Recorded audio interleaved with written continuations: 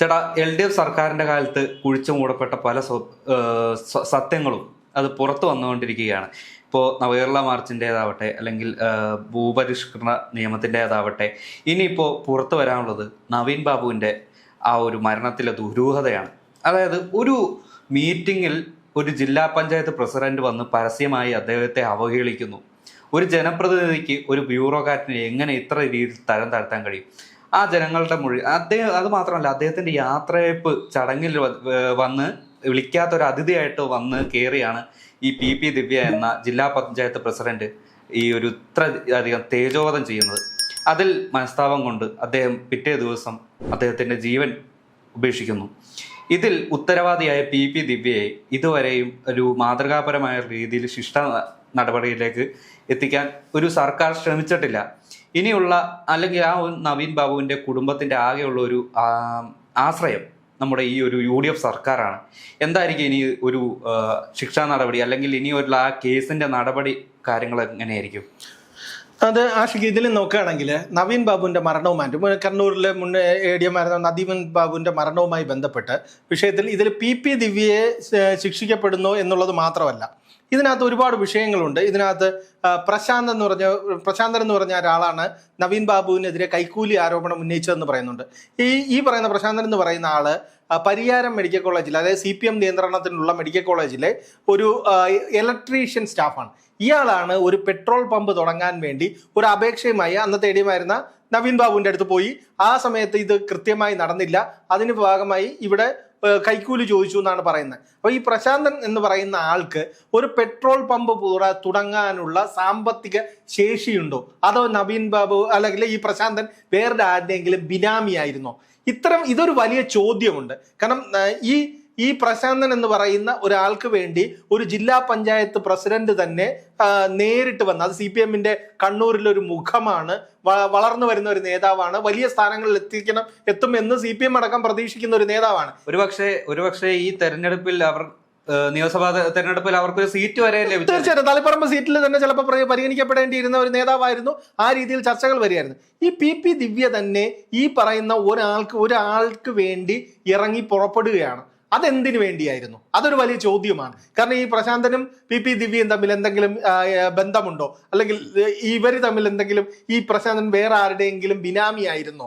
ഈ ചോദ്യത്തിന് ഒരു തരത്തിലും ഈ അന്വേഷണ സംഘം ഉത്തരം കണ്ടെത്തിയിട്ടില്ല. ഈ പോലീസ് അന്വേഷണം കൃത്യമായി ഈ തലത്തിലേക്ക് പോയിട്ടില്ല. ഒരു ഇലക്ട്രീഷ്യൻ, ഒരു മെഡിക്കൽ കോളേജിലെ ഇലക്ട്രീഷ്യനായി ജോലി ചെയ്യുന്ന ഒരാൾക്ക് എങ്ങനെയാണ് പെട്രോൾ പമ്പ് തുടങ്ങാൻ ആവശ്യമായ കോടികൾ കയ്യിലുണ്ടാവുക? അതിൻ്റെതായുള്ള പ്രൊസീജിയർ എല്ലാം പൂർത്തിയായി വരുന്നതിന്റെ ആ ഒരു സമയത്താണ് ഇദ്ദേഹം ADM നവീൻ ബാബു എന്ന ആ ഒരു ക്ലിയറൻസ് നൽകാതിരുന്നത്. അതിലുള്ള പകപോക്കലാണ് ആ ഒരു PP ദിവ്യ ജില്ലാ പഞ്ചായത്ത് പ്രസിഡന്റ് തന്നെ നേരിട്ട് വന്ന് അദ്ദേഹത്തിനെതിരെ തേജോവധം ചെയ്യാൻ കാരണം തന്നെ. അതാണ് ഞാൻ പറഞ്ഞത്. കാരണം എന്ന് പറഞ്ഞാൽ നിലവിൽ നടന്ന ഒരന്വേഷണങ്ങൾ ഈ പ്രത്യേക സംഘം അന്വേഷിച്ചു, പോലീസിന്റെ പ്രത്യേക സംഘം അന്വേഷിച്ചു. ഈ അന്വേഷണങ്ങളെല്ലാം ഒന്നും തന്നെ ഈ പറയുന്ന തലത്തിലേക്ക് എത്തിയിട്ടില്ല. ഇത് എങ്ങനെയാണ് PP ദിവ്യ പോലൊരു മുതിർന്ന നേതാവ് പ്രശാന്തൻ എന്ന് പറയുന്ന ഒരു ആൾക്ക് വേണ്ടി ഇടപെട്ടത്? എന്തിനിടപെട്ടു? ഇവർ തമ്മിൽ ബന്ധമുണ്ടോ, അതോ ഇയാൾ വേറെ ആരുടെയെങ്കിലും ബിനാമി എന്നോ? ഇതിന്റെ സാമ്പത്തിക സ്രോതസ് എന്താണ്? ഇവരുടെ ഈ തരത്തിലുള്ള ഒരു അന്വേഷണം പോയിട്ടില്ല. ഇവരുടെ കോൾ ലിസ്റ്റ് എടുത്ത് പരിശോധിച്ചിട്ടില്ല. ഇവർ തമ്മിൽ ബന്ധപ്പെട്ടിട്ടുണ്ടോ എന്ന് കണ്ടെത്തിയിട്ടില്ല. ആകെ വന്നിട്ടുള്ളത് അദ്ദേഹത്തിന്റെ മരണം ആത്മഹത്യയാണോ കൊലപാതകമാണോ എന്ന് മാത്രമുള്ള ആ ഒരു ഫിസിക്കൽ ആയിട്ടുള്ള ഇൻവെസ്റ്റിഗേഷൻ മാത്രമാണ്. അതെ. കാരണം എന്ന് പറഞ്ഞാൽ ഈ മരണം അന്വേഷിക്കുമ്പോൾ ഈ മരണം മൊത്തം കേന്ദ്രീകരിച്ചിരിക്കുന്ന നവീൻ ബാബുവിന്റെ മരണം കൊലപാതകമാണോ ആത്മഹത്യയാണോ? അത് ആത്മഹത്യയാണെന്ന് കണ്ടെത്തി. ആത്മഹത്യക്ക് കാരണം ഇന്നതാണ്, ഈ PP ദിവ്യ നടത്തിയ അധിക്ഷേപമാണ്. ഇത്രയും മാത്രമേ കണ്ടെത്തിയിട്ടുള്ളൂ. അതല്ലല്ലോ നടക്കുന്നത്. ഇതിനകത്ത് ഒരുപാട് സാമ്പത്തിക ഇടപാടുകൾ നടന്നിട്ടുണ്ട്. അതുകൊണ്ടാണല്ലോ CBI അന്വേഷണം എന്ന് പറയുന്ന കുടുംബത്തിന്റെ ആവശ്യം.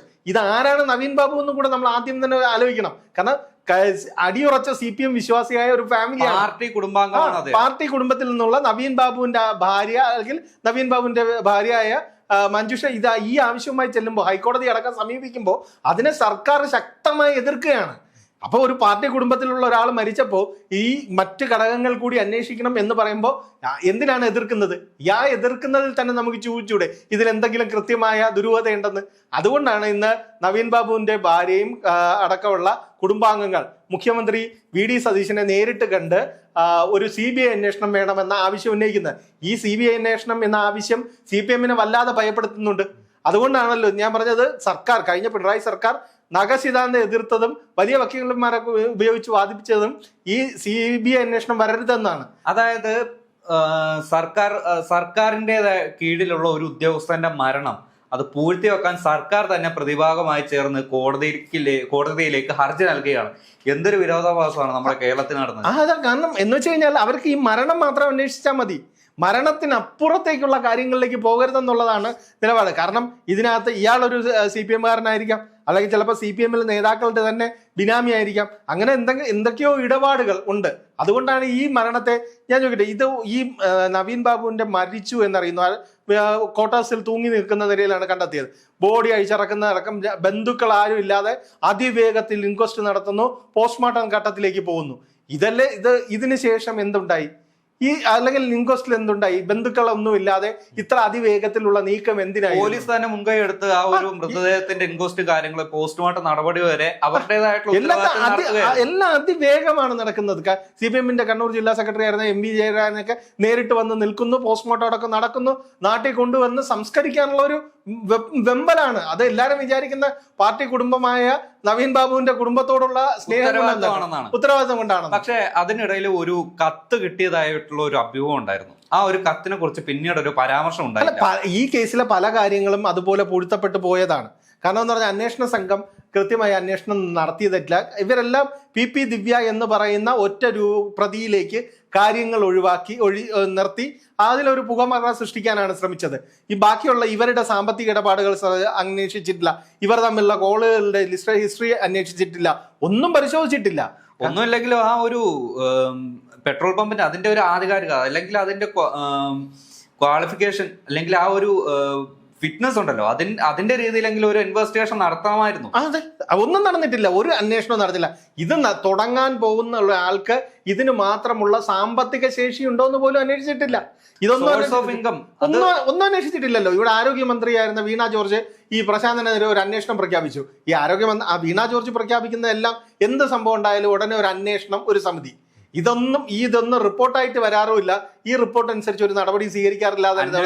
ഒരുപക്ഷെ അന്വേഷണം നടത്തപ്പെട്ടിട്ടുണ്ടാവാം, അത് ഫയൽ പൂഴ്ത്തിയതാവാനും വഴിയുണ്ടല്ലോ. അല്ല, എന്ത് അന്വേഷണം നടക്കാം? പോലീസിന്റെ തന്നെ അന്വേഷണം ഇതല്ലായിരുന്നു. ഞാൻ ചോദിക്കുന്നത് അതാണ്. നവീൻ ബാബുവിന്റെ യാത്രയയപ്പ ചടങ്ങിലേക്ക് സ്വന്തമായി ഒരു ക്യാമറ വരെ അറേഞ്ച് ചെയ്ത് PP ദിവ്യ എന്ന് പറയുന്ന ജില്ലാ പഞ്ചായത്ത് പ്രസിഡന്റ് അവിടെ വന്നിരുന്ന് ഈ വിഷയം പറഞ്ഞ് അതിരൂക്ഷമായ ഭാഷയിൽ പറയുക, അപമാനിക്കുക, ഇറങ്ങിപ്പോവുക. ഇത്രയൊക്കെ ഒരു ജില്ലാ പഞ്ചായത്ത് പ്രസിഡന്റ് വന്ന് ചെയ്യാൻ ഈ അപേക്ഷ കൊടുത്ത ആരാണെന്ന് അറിയണ്ടേ? ആളിന് വേണ്ടി ഇത്രത്തോളം എഫർട്ട് എടുക്കാൻ ഇയാൾ ആരാണ്? എന്തിനാണ് PP ദിവ്യക്ക് ഇയാളുടെ പേരിൽ അല്ലെങ്കിൽ ഇയാളുടെ നടപടിക്രമം വൈകിച്ചതിന്റെ പേരിൽ ഇത്ര ആത്മരോഷം വരുന്നതെന്ന്? ഒരു പക്ഷേ ആ ജില്ലയുടെ ഭരണാധികാരിയായ കളക്ടർ അദ്ദേഹം ഈ ഒരു PP ദിവ്യയുടെ അധിക്ഷേപം കേട്ട് മുഖം പൊത്തിച്ചിരിക്കുന്ന വിഷ്വൽ എല്ലാവരും കണ്ടിട്ടുള്ളതാണ്. അദ്ദേഹം ഒരു നടപടി എടുത്തിരുന്നെങ്കിൽ, ഈ ഒരു ഫിറ്റ്നസിനെ സംബന്ധിച്ചുള്ള ഒരു അന്വേഷണം, ഒറ്റയാൾ അന്വേഷണം നടത്തിയിരുന്നെങ്കിൽ ഈ നവീൻ ബാബുവിനെ സംബന്ധിച്ചുള്ള ഈ ഒരു മരണം സംഭവിക്കുമായിരുന്നില്ല. ഒരു പക്ഷെ അദ്ദേഹത്തെ മാറ്റി നിർത്തി സംസാരിച്ചിരുന്നെങ്കിൽ, ആ ഒരു കളക്ടർ ഇടപെട്ടിരുന്നെങ്കിൽ അദ്ദേഹം ഇന്നും നമ്മളോടൊപ്പം ഉണ്ടായിരുന്നു. തീർച്ചയായിട്ടും. കാരണം അരുൺ K. വിജയൻ എന്നാണ് കളക്ടറുടെ പേര്. അദ്ദേഹം ചെയ്തത് ഈ ക്ഷണിക്കപ്പെടാതെ ഒരാൾ കയറി വന്ന് അന്ന് ആ നിമിഷം വരെ തൻ്റെ ഒപ്പം ജോലി ചെയ്തിരുന്ന ഒരു കീഴുദ്യോഗസ്ഥനെ ഇത്രത്തോളം അപമാനിച്ച് സംസാരിക്കുമ്പോൾ ഇടപെടാതെ ചിരിച്ചുകൊണ്ട് അതിന് അവസരം ഒരുക്കുക എന്ന് പറയുന്ന ഏറ്റവും വൃത്തികെട്ട കാര്യമാണ് അവിടെ കണ്ടത്. അതുകൊണ്ട് തന്നെയാണ് നവീൻ ബാബുവിന്റെ കുടുംബം പറഞ്ഞത് ഇയാൾ ഇവിടെ വരരുതെന്ന്, മരണ ചടങ്ങിലേക്ക് കളക്ടർ വരരുതെന്ന് പറഞ്ഞത് അതുകൊണ്ടാണ്. എന്നിട്ട് ഇത്രയും ഇതുണ്ടായി, അത് കഴിഞ്ഞിട്ട് അയാളെ കണ്ണൂർ കളക്ടർ സ്ഥാനത്ത് നിന്ന് മാറ്റിയോ? ഒന്നും മാറ്റിയില്ലല്ലോ, അയാൾ തന്നെയാണ് തുറന്നത്. ഇപ്പൊ VDS സർക്കാർ വരുന്നത് വരെയും അരുൺ K. വിജയൻ തന്നെ അവിടെ തുടർന്നു. ഉടനെ അയാളെ അവിടുന്ന് മാറ്റി. അതാ ഞാൻ പറഞ്ഞത്. കാരണം കൂടെ ഇരുന്ന സഹപ്രവർത്തകൻ ആത്മഹത്യ ചെയ്യുന്ന തരത്തിലേക്ക് ഒരാൾ തള്ളിവിട്ടപ്പോൾ നോക്കിയിരുന്ന് ചിരിച്ചിരുന്ന കളക്ടർക്കെതിരെ ഒരു നടപടിയും സംസ്ഥാന സർക്കാർ സ്വീകരിച്ചിട്ടില്ല, CPM ഭരിച്ച സർക്കാർ സ്വീകരിച്ചിട്ടില്ല. അത് തന്നെയാണ് പറഞ്ഞത്. ഈ കേസിൽ ഒരുപാട് ദുരൂഹതകളുണ്ട്. അതിലൊരു CBI അന്വേഷണം വന്നാൽ പല കാര്യങ്ങളും പുറത്തു വരും. അത് CPM ഭയമുണ്ട്. അതുകൊണ്ട് തന്നെയാണ് സർക്കാർ പണം മുടക്കി ഈ CBI അന്വേഷണം വേണ്ട എന്ന് ഹൈക്കോടതിയിലടക്കം വാദിച്ചത്. ഇതിപ്പോ VD സതീശൻ സർക്കാർ അല്ലെങ്കിൽ UDF സർക്കാർ ആയതുകൊണ്ട് തന്നെ ഒരു CBI അന്വേഷണം, അതായത് കേന്ദ്ര അന്വേഷണ ഏജൻസി വരണമെന്നില്ല. ഇപ്പോ നവകേരള സദസ്സിന്റെ ആ ഒരു അക്രമം അന്വേഷിച്ച സ്പെഷ്യൽ ഇൻവെസ്റ്റിഗേഷൻ ടീം ഉണ്ടല്ലോ, P. ഷൗക്കത്ത് അലി SP, അദ്ദേഹത്തിന്റെ നേതൃത്വത്തിൽ ഒരു ഇൻവെസ്റ്റിഗേഷൻ ടീം വന്നാൽ ഈ ഒരു പുകമറ പൂർണ്ണമായും മായും അല്ലെങ്കിൽ മറയും. അതിലൊരു പ്രശ്നമുള്ളത് കുടുംബത്തിന്റെ ആവശ്യം എന്താണ് എന്നുള്ളതാണ്. കാരണം കുടുംബം ആവശ്യപ്പെടുന്നത് CBI അന്വേഷണമാണ്. അത് അവരെ കുറ്റം പറയാൻ പറ്റില്ല. കാരണം 2024 നവീൻ ബാബു മരിക്കുന്ന മുതൽ ഇതുവരെയുള്ള അവരുടെ അനുഭവം കൊണ്ടാണ് പറയുന്നത് അവർക്ക് പോലീസ് അന്വേഷണത്തിൽ വിശ്വാസം ഇല്ലാന്ന്. അപ്പൊ അവര് സ്വാഭാവികമായി ആഗ്രഹിക്കുന്നത് UDF സർക്കാർ വന്ന സ്ഥിതിക്ക് ഇനി ഞങ്ങൾക്ക് CBI അന്വേഷണം, നീതി കിട്ടുന്ന തരത്തിലേക്ക് ഒരു CBI അന്വേഷണം വേണമെന്ന് പറയുന്നു. കേന്ദ്ര ഏജൻസി എന്ന് അന്വേഷിച്ചാൽ ഇതിന്റെ കള്ളപ്പട ഇടപാടുണ്ടെങ്കിൽ അതടക്കം വിവിധ തലങ്ങളിലേക്ക് അന്വേഷണം കൊണ്ടുപോകാൻ കഴിയും. ഇതിന്റെ പിന്നിലുള്ള സത്യം മുഴുവൻ പുറത്തു വരുമെന്നുള്ളതാണ് അവരുടെ വിശ്വാസം. പോലീസുകാർക്ക് അവരുടെ ജോലി ആത്മാർത്ഥമായിട്ട് ചെയ്യണമെന്നുണ്ട്. പക്ഷെ ഇതിന് തടയിടുന്നത് ഇതുപോലെ ഉള്ള ഒരു രാഷ്ട്രീയ പ്രവർത്തകരാണ്. ഈ രാഷ്ട്രീയ പ്രവർത്തകരാണ് ഈ പോലീസിന്റെ അല്ലെ കേരള പോലീസിന്റെ ഒരു വിശ്വാസ്യത തകർക്കുന്നത്. അതെ അതെ തീർച്ചയായിട്ടും. കാരണം എന്ന് പറഞ്ഞാൽ ഏത് കേസാണെങ്കിലും ഏത് വിഷയമാണെങ്കിലും നമ്മുടെ കേരള പോലീസ് വളരെ സൂപ്പറാണ്. കാരണം ഒരു ക്രൈം നടന്നാൽ ആ ക്രൈമിൽ നിന്ന് ചെറിയൊരു എവിഡൻസ് കണ്ടെത്തി അതിനെ കൃത്യമായി പ്രോസസ്സ് ചെയ്ത് ആ കേസ് തെളിയിക്കുന്നതിൽ മിടുക്കരാണ് നമ്മുടെ പോലീസ് ഉദ്യോഗസ്ഥർ. പലപ്പോഴും കേരളത്തിൽ നടന്നിട്ട് ഒരു ക്രൈം ചെയ്തിട്ട് രക്ഷപ്പെട്ടു പോയ അന്യസംസ്ഥാന തൊഴിലാളികളുടെ അവരെ ഗ്രാമത്തിൽ പോയി സാഹസികമായി കൃത്യമായി പിടിച്ച് ഇവിടെ കൊണ്ടുവന്നിട്ടുള്ളവരാ. അപ്പൊ അങ്ങനത്തെ മിടുക്കന്മാരായ ഉദ്യോഗസ്ഥരാവുള്ളൂ. പക്ഷെ അവർക്കൊന്നും അവരുടേതായ രീതിയിൽ സ്വതന്ത്രമായി ജോലി ചെയ്യാൻ പറ്റുന്നില്ല.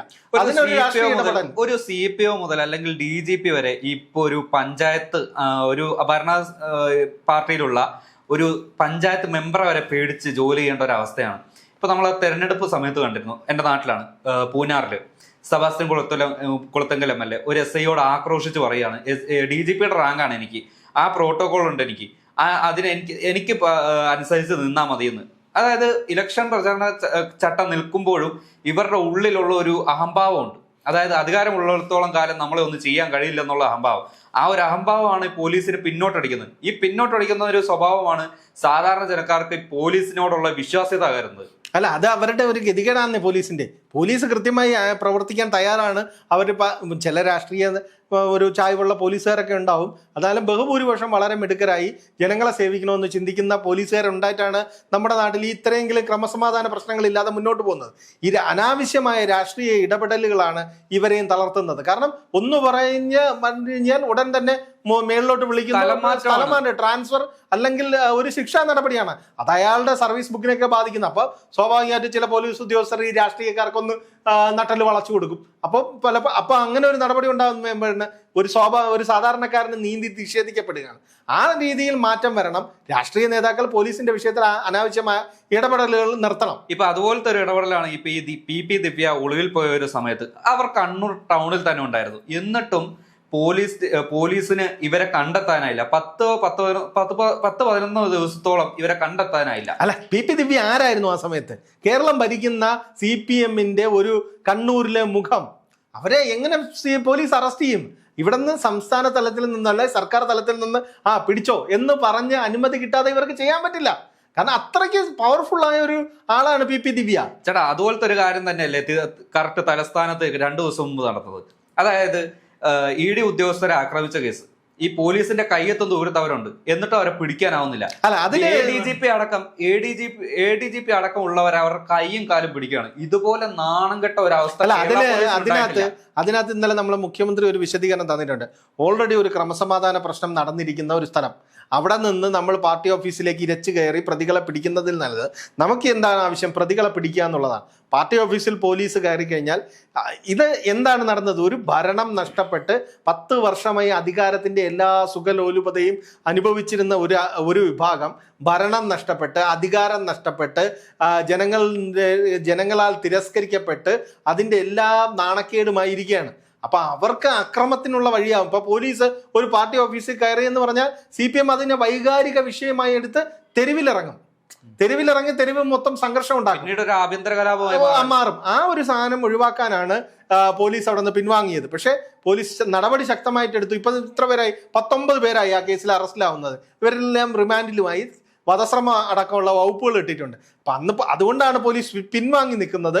അതിനകത്ത് ഞാൻ പറഞ്ഞല്ലോ, ഇതിലെല്ലാം ഒരു രാഷ്ട്രീയ തീരുമാനങ്ങൾ വരുമ്പോഴാണ് പോലീസിന്റെ മുറയിൽ ഇങ്ങനെ പലപ്പോഴും ചോദ്യം ചെയ്യപ്പെടുന്നത്. നമ്മുടെ ഈ നവീൻ ബാബുവിന്റെ കേസിലേക്ക് തിരികെ വരികയാണെങ്കിൽ ഇനിയുള്ള ഒരു നടപടിയിൽ ആരൊക്കെ കുടുങ്ങാനായിരിക്കും സാധ്യതയുള്ളത്? അല്ല, നമുക്ക് അങ്ങനെ ആരൊക്കെ കുടുങ്ങാനെന്ന് പറഞ്ഞു കഴിഞ്ഞാൽ ഇതിന്റെ പിന്നിൽ PP ദിവ്യയുടെ അടക്കം ഇത് ആരാണ് ഈ പൈസ മുടക്കാൻ വന്നയാൾ, അതാണ് ആദ്യം കണ്ടുപിടിക്കേണ്ടത്. ഒരു പെട്രോൾ പമ്പ് പോലെ ഇത്രയും കോടികൾ മുടക്കേണ്ട ഒരു പ്രോജക്റ്റുമായിട്ട് ഒരു ഇലക്ട്രീഷ്യൻ എന്തായാലും വരില്ല എന്ന് നമുക്ക് ഉറപ്പാണ്. അപ്പൊ ഇതിന്റെ പിന്നിൽ ആരോ ഉണ്ട്. ആ ആൾ ആരാണ്? മിക്കവാറും ഏതെങ്കിലും പ്രമുഖമായ കണ്ണൂരിലെ ഒരു CPM നേതാവിലേക്ക് ഇതെത്താനാണ് സാധ്യത. കാരണം അതുകൊണ്ടായിരിക്കാം PP ദിവ്യ ഇത്ര ആവേശത്തോടെ ചാടി ഇറങ്ങി ക്യാമറയുമായി വന്ന് ഒരു ADM-നെ പോലെ ഇത്രയും ഉന്നതനായ ഒരു ഉദ്യോഗസ്ഥനെ, അതായത് പാർട്ടി കുടുംബാംഗമായിട്ട് പോലും അപമാനിച്ചിട്ട് പോയിട്ടുണ്ടാവുക.